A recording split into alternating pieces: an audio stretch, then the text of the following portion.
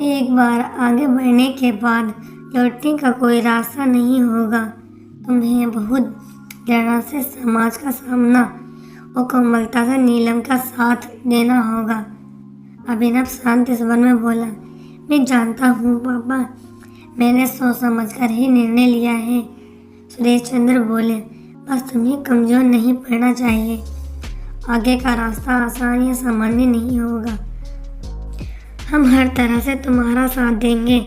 अभिनव ने फिर अपनी माँ से काफ़ी देर बात की और निश्चित होकर फ़ोन काट दिया। अगले दिन अभिनव रामप्रकाश के घर गया और अपने माता पिता का निर्णय सुना दिया। दोनों पति पत्नी की आंखें खुशी और राहत के कारण नम हो गई। सिया अभिनव के सिर पर हाथ रखते हुए बोली, बेटा हम तो आपके जितना आशीर्वाद है काम है, आप हमारे लिए भगवान के रूप हैं। अभिनव छेपते हुए बोला, नहीं आप ऐसा मत कहिए, आप लोगों ने मुझ पर विश्वास किया, मुझे इस लायक समझा, मेरे लिए बहुत बड़ी बात है। फिर उसने अपने माता पिता का फ़ोन मिलाकर रामप्रकाश से बात कराई। सुरेश चंद्र हाल चाल पूछ मुद्दे की बात पर आ गए। शांत भाव से बोले, मुझे पूरा विश्वास है मेरे बेटे आपकी बेटी का उचित मान और सहयोग देगा। हम भी उसकी तरह कोई एक कसर नहीं छोड़ेंगे बेटिया का प्रेम देने में। रामप्रकाश गदगद स्वर में बोला, जी हम तो अभिनव जी के जिंदगी भर के एहसानमंद हो गए हैं। हम तो आस ही खो बैठे थे कि हमारी बेटी एक सामान्य जीवन बिता पाएगी। सारे समाज ने ठुकरा दिया था, लेकिन आपके संसार और अभिनव की हिम्मत के कारण नीलम को नई जिंदगी मिलने वाली है। सुरेश चंद्र बोले, नहीं ऐसी कोई बात नहीं है, वाकई की सोचता हूँ अगले हफ्ते की तारीख पक्की कर इन दोनों को मंदिर में शादी करवा देते हैं। आप तीनों यहीं आकर शहर आ जाओ, बिना हंगामे के शांति से सब काम हो जाएंगे। रामप्रकाश तो ये बात सही लगी। अपने शहर में शादी करने का मतलब है फिर से बहसबाजी और छीटाकाशी का दौर चालू हो जाएगा।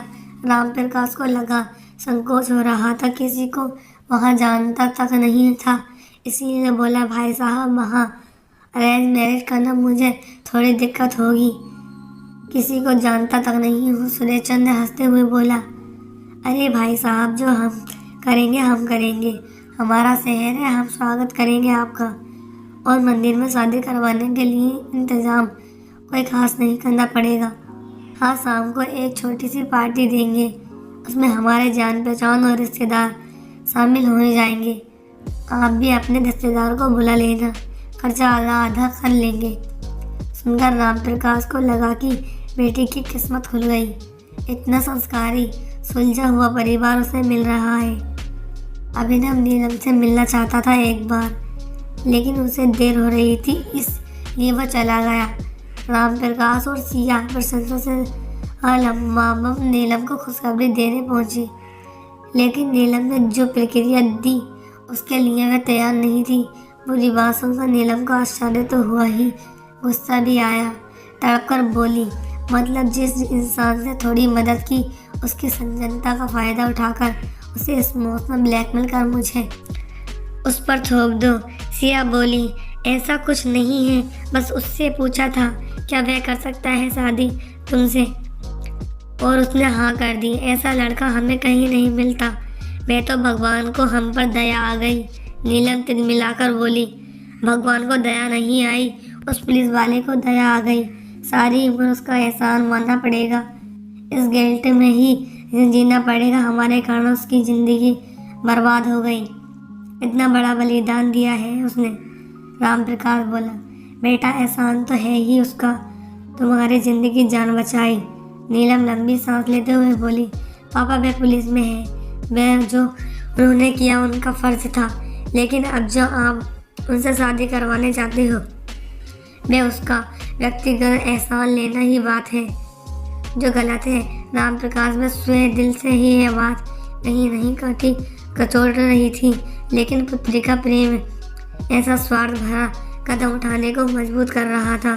वह कैद स्वर में बोला, तो क्या करना चाहिए? दोनों बाप बेटी की बात सुन सिया का माथा ठनका।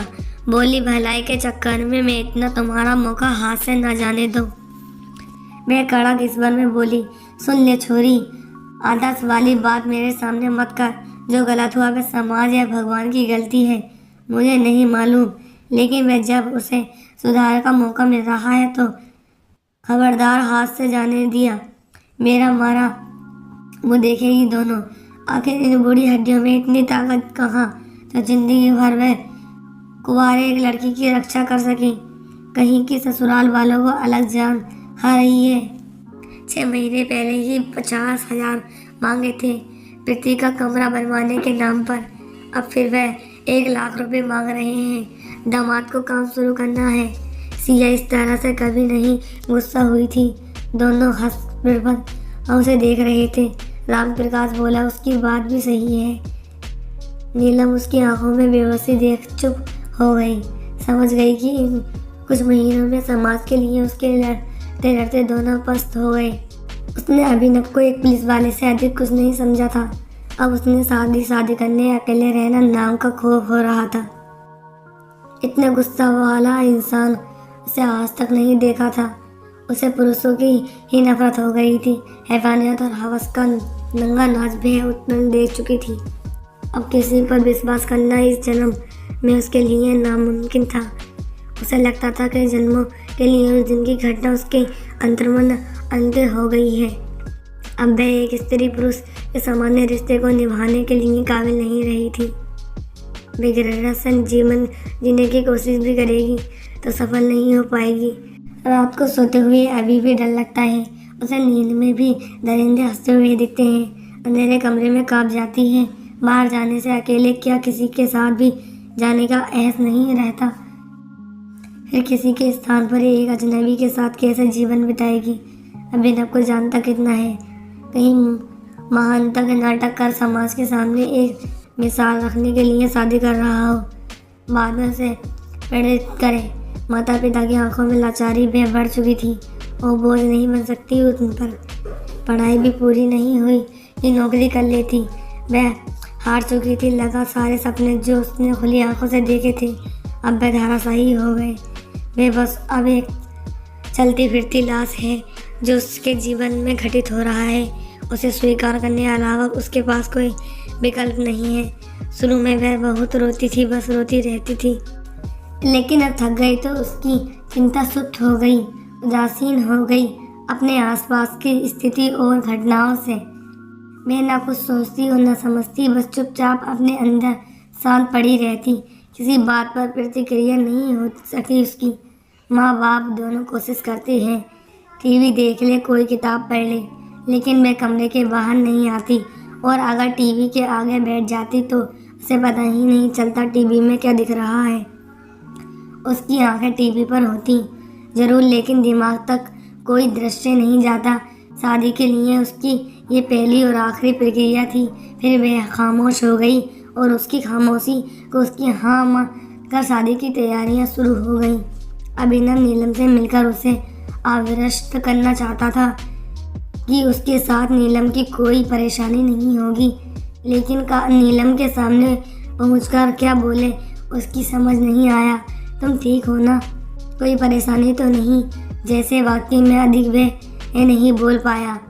ऐसे मामले को पुलिस कार्यवाही और कानूनी दावपेच को वह जानता था, लेकिन एक नई लड़की के केस साधवाना भरे शब्द बोले ये उसकी समझ के बाहर था। फिर उसके पास समय कम था। उसे अपना सारा काम खत्म करना था अनंतनगर जाने से पहले। नीलम का वह हफ्ता कैसे बीता उसे होश नहीं। उदासीन सी एक परत पड़ी रहती। उसके माता पिता की सारी तैयारियों में लगे हुए थे। कुछ कपड़े और आभूषण पहले खरीदे हुए थे, कुछ और दोनों अपने आसपास खरीद लाए। नीलम ने कहते थे वह जवाब नहीं देती। ज्योति जोर देते तो रोने लगती। जो नया सामान आया नीलम के एक बार भी आंख उठाकर नहीं देखा। राम प्रकाश ने अपनी बड़ी बेटी प्रीति को और दामाद मुकेश को बुलाया। फिर पांचों ने मिलकर अभिनव के शहर जाने का कार्यक्रम था। अगला भाग देखने के लिए वीडियो को लाइक और चैनल को सब्सक्राइब करो। Thanks for watching my video. Please share me and subscribe, please.